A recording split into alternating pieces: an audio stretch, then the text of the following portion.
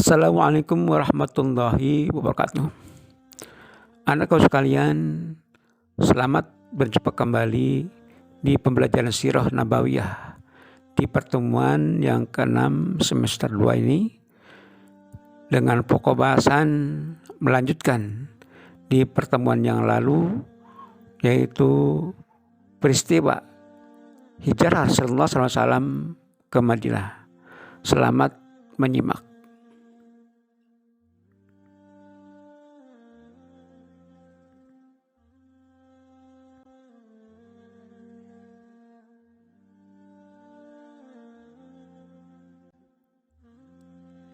Anakku sekalian, tatkala usaha pencarian sudah mulai mengendor, dan setelah 3 hari gejolak orang-orang Quraisy sudah menurun tanpa membawa hasil apapun, Rasulullah SAW dan rekannya bersiap-siap untuk pergi ke Madinah.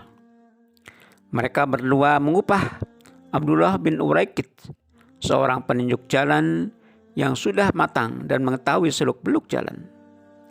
Sekalipun dia masih memeluk agama orang-orang kafir Quraisy, namun mereka berdua mempercayainya dan menyerahkan 2 ekor onta kepadanya.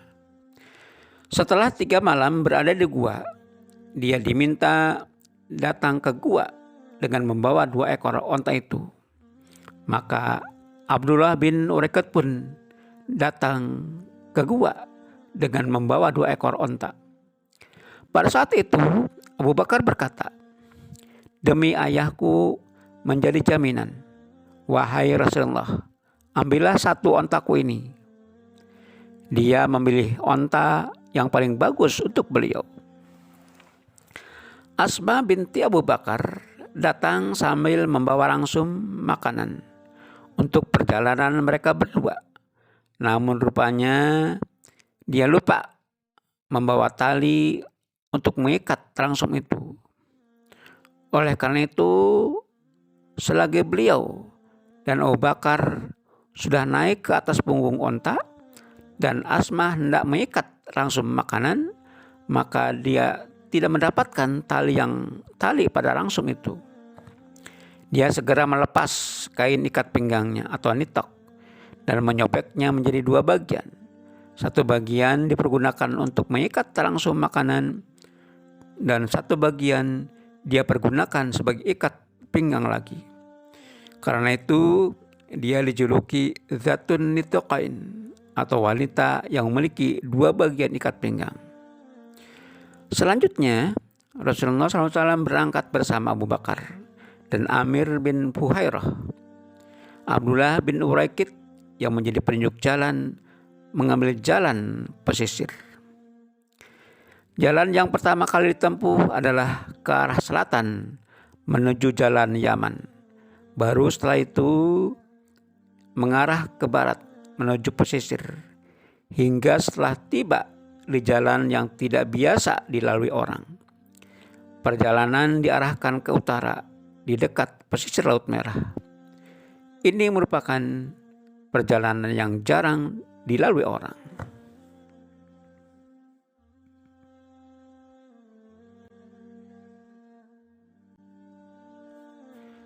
Anakku sekalian, para pembesar Quraisy mengadakan sayembara. Barang siapa yang dapat menemukan Muhammad SAW, maka akan diberi hadiah 100 ekor unta. Mendengar sayembara itu, Suraqah bin Malik bin Jath'am berambisi ingin mendapatkannya. Ia pun menyiapkan kudanya dan menelusuri jejak Rasulullah SAW. Akhirnya ia menemukan jejak beliau. Ia memacu kudanya agar dapat secepatnya menangkap Rasulullah SAW. Tatkala jarak antara dia dengan Rasulullah SAW hanya beberapa tombak, kuda yang ia tunggangi terperosok jatuh. Ia tidak putus asa. Ia menaiki lagi kudanya dan memacunya. Manakala sudah dekat dengan Rasulullah SAW, kuda yang ia tunggangi terperosok untuk yang kedua kalinya. Ia pun masih belum putus asa. Ia memacu lagi kudanya. Manakala telah dekat dengan Rasulullah SAW, kuda yang ia tunggangi terprosok untuk yang ketiga kalinya. Ia pun terpental dan tertimbun pasir. Barulah setelah itu Suraqah menyadari bahwa laki-laki yang ada di hadapannya itu adalah seorang Rasul yang tentunya akan selalu dilindungi oleh Allah Subhanahu wa Ta'ala. Setelah itu ia berteriak, "Aku adalah Suraqah bin Malik bin Jas'am. Tunggulah aku ingin bicara. Demi Tuhan, aku tidak akan mencelakakan kalian." Rasulullah SAW berkata kepada Abu Bakar, "Katakan kepadanya apa yang dia inginkan dari kita." Suraqah menjawab, "Aku minta tulisan sebagai tanda antara aku dan kamu." Lalu Abu Bakar menulis pada selembar pelepah kurma.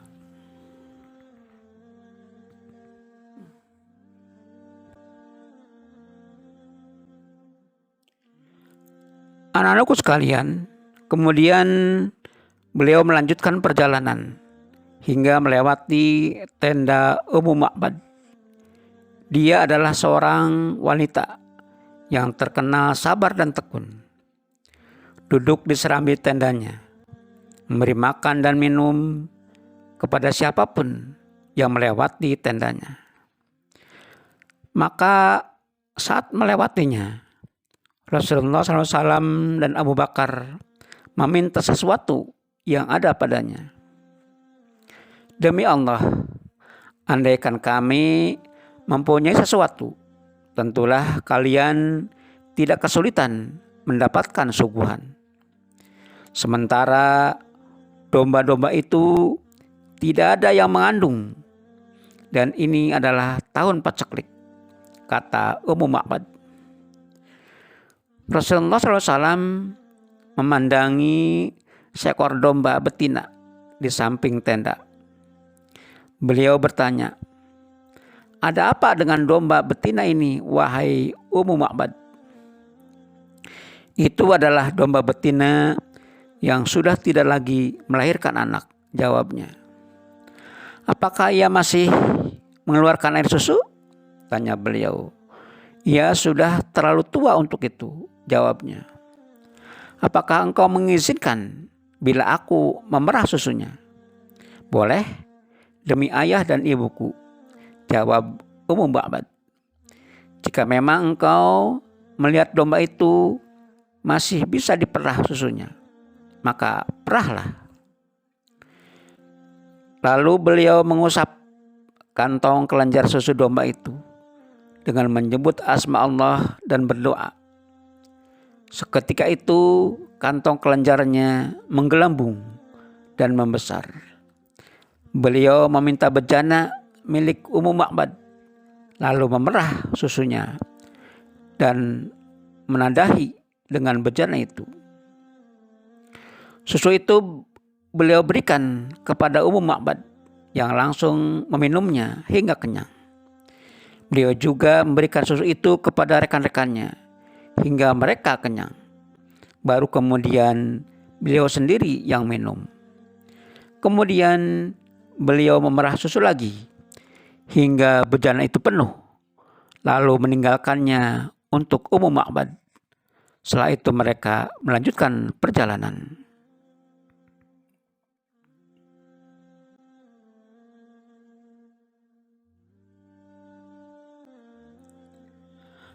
Anak-anakku sekalian, tak seberapa lama kemudian suaminya datang sambil menggiring domba-dombanya yang kurus dan lemah.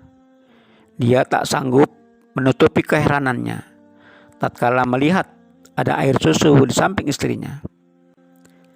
"Dari mana ini?" tanya Abu Ma'bad.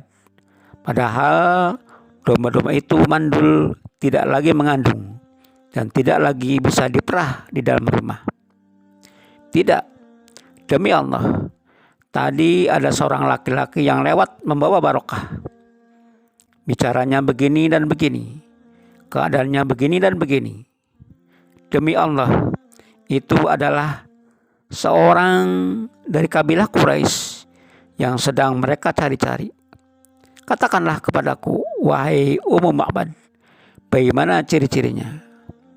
Maka Ummu Ma'bad menyebutkan ciri-ciri beliau secara jelas. Seakan-akan orang yang mendengarnya bisa melihatnya secara langsung. Abu Ma'bad berkata, demi Allah, dia adalah orang Quraisy yang agamanya selalu mereka sebut-sebut. Sebenarnya aku ingin sekali ikut besertanya, dan aku benar-benar akan melaksanakannya jika ada jalan untuk itu. Kemudian di tengah perjalanan Rasulullah SAW bertemu pula dengan Abu Buraidah, pemimpin kaumnya. Dia pergi untuk mencari beliau dan Abu Bakar dengan harapan bisa mendapatkan hadiah yang telah diumumkan Quraisy. Tatkala dia sudah berhadapan dengan Rasulullah SAW dan beliau mengajaknya berbicara, maka seketika itu dia masuk Islam bersama 70 orang dari kaumnya. Dia melepas ikat kepalanya dan mengikatkan di tombaknya sebagai bendera sambil berseru bahwa pemimpin yang membawa keamanan dan perdamaian telah datang untuk memenuhi dunia dengan keadilan.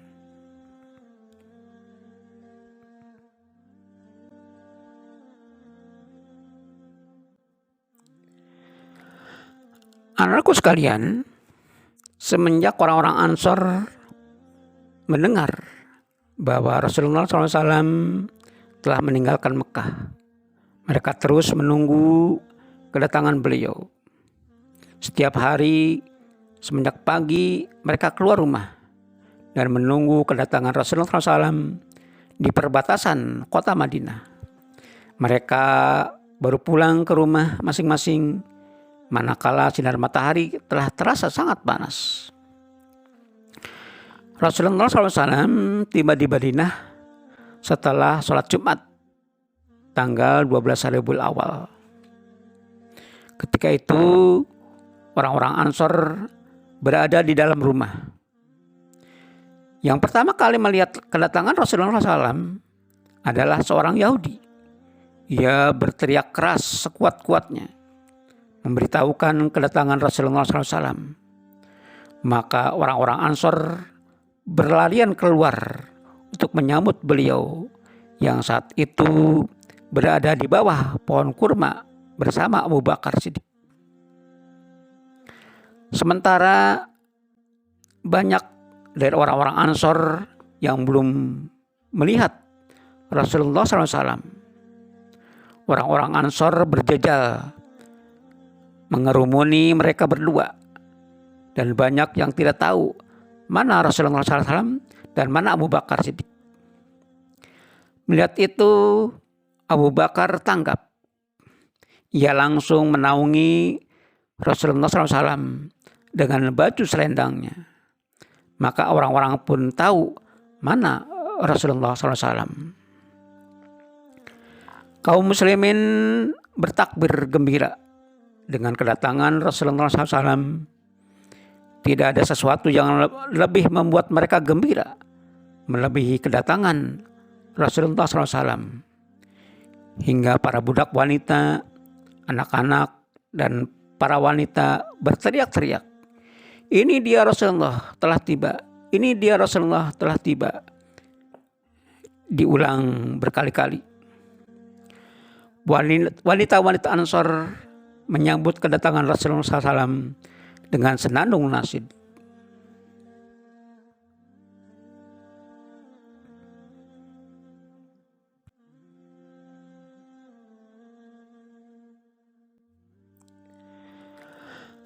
Anak-anakku sekalian, semenjak orang-orang Ansor mendengar bahwa Rasulullah SAW telah meninggalkan Mekah, mereka terus menunggu kedatangan beliau.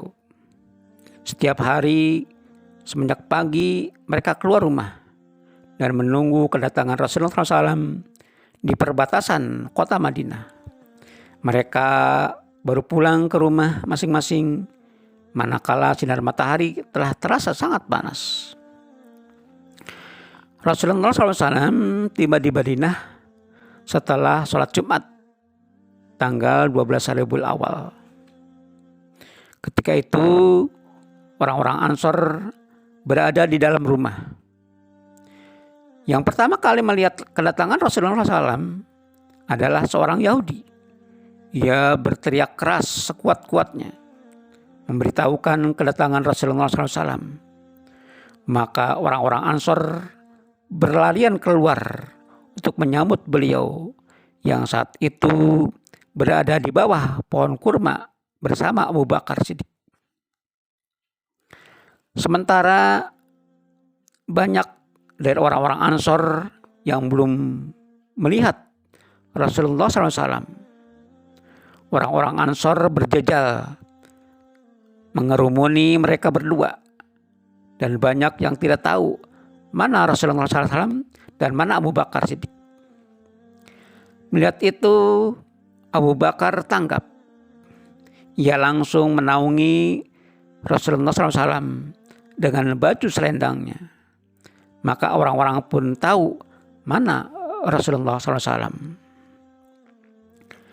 Kaum muslimin bertakbir gembira dengan kedatangan Rasulullah SAW. Tidak ada sesuatu yang lebih membuat mereka gembira melebihi kedatangan Rasulullah SAW. Hingga para budak wanita, anak-anak, dan para wanita berteriak-teriak, "Ini dia Rasulullah telah tiba. Ini dia Rasulullah telah tiba." Diulang berkali-kali. Wanita-wanita Ansor menyambut kedatangan Rasulullah SAW dengan senandung nasyid.